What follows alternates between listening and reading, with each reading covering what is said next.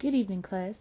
My name is Sarah Campy, and today I would like to present to you Seniors Love to Know, a Reboot and Relaunch Initiative, LIS 5255, Information Technology and Older Adults. So what is Seniors Love to Know? SeniorsLoveToKnow.com is a website that is dedicated to providing high-quality, useful information on a variety of topics to Internet users.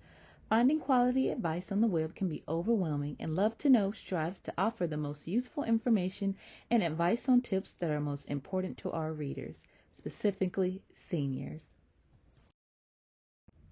The purpose of this technology system is to provide aging adults with continued access to a wealth of accurate and meaningful information on a variety of subjects.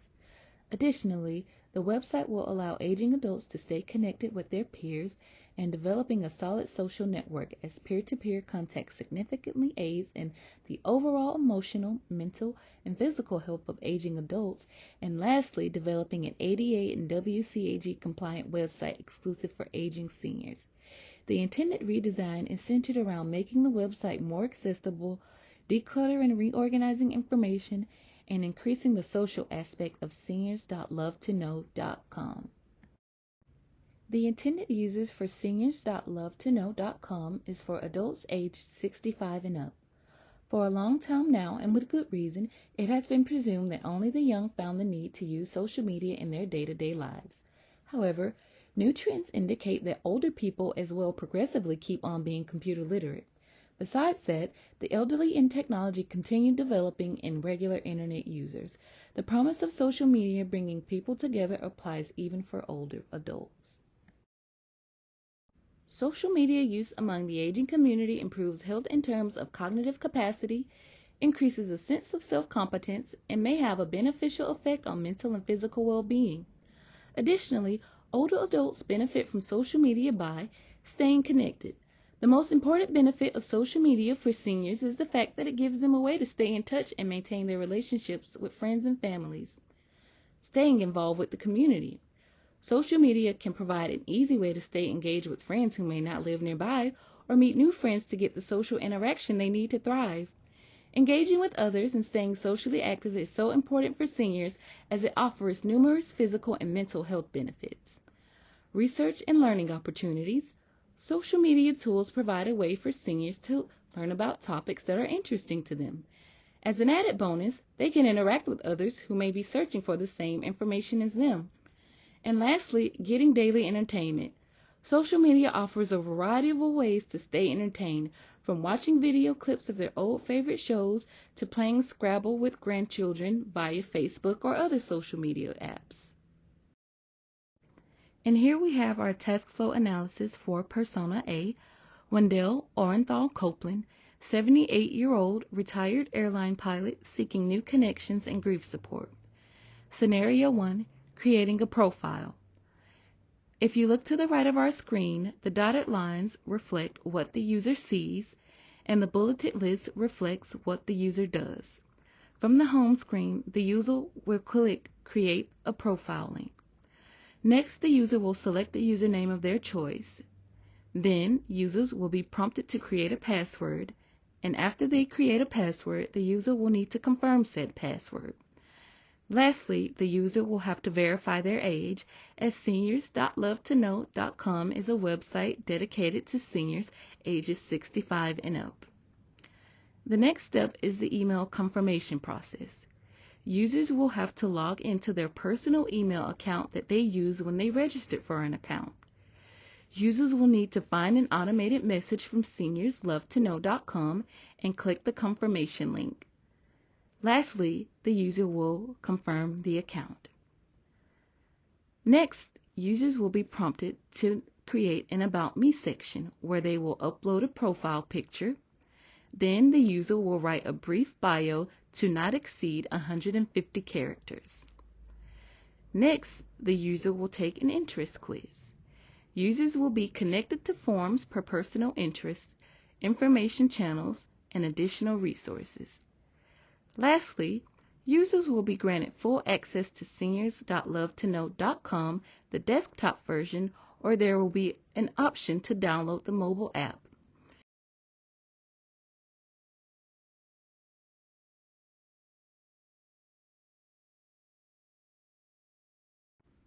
And here we have our wireframes for the home page for seniors.lovetoknow.com. Scenario 2, joining grief support group. Bubble number 1 reflects where the user would click to refresh the home page. Number 2 is where the user would click to browse for additional information.